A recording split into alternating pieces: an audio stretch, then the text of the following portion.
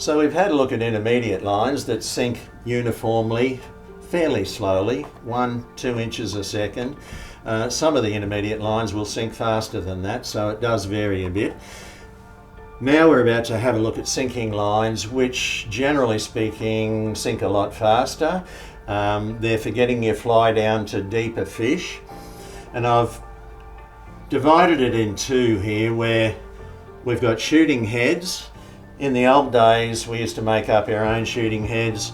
In this day and age, there are endless shooting heads on the market.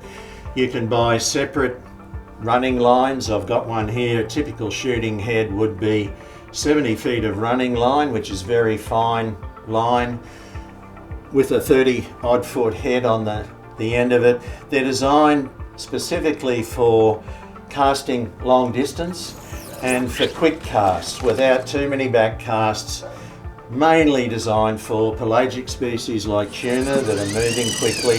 You haven't got much time to get your fly in front of them.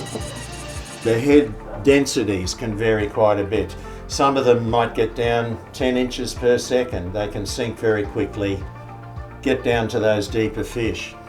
The other sinking line that I've got up here, which is identical to the line I've got in this box here, is a full length sinking line, and this particular line has got a 66 foot intermediate running line which sinks at around 1 to 2 inches per second, and the head on it is 34 feet long and it sinks at approximately 7.2 inches per second. So there are many different sinking lines on the market designed for whatever situation you require when it comes to getting down to deeper fish.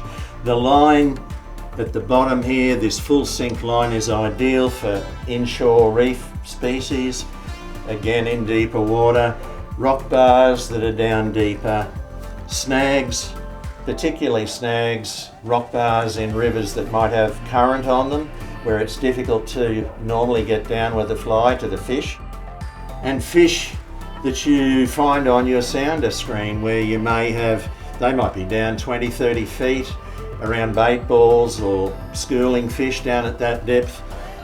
This line here is ideal for that sort of situation. Just one thing to be aware of with shooting heads, you've got 70 feet of running line here and you are often casting in wind and over fairly long distances, and that running line does need to be managed. It can blow off the deck and it can tangle very easily, so it's just something to be aware of. Line management when you're using a shooting head is fairly important.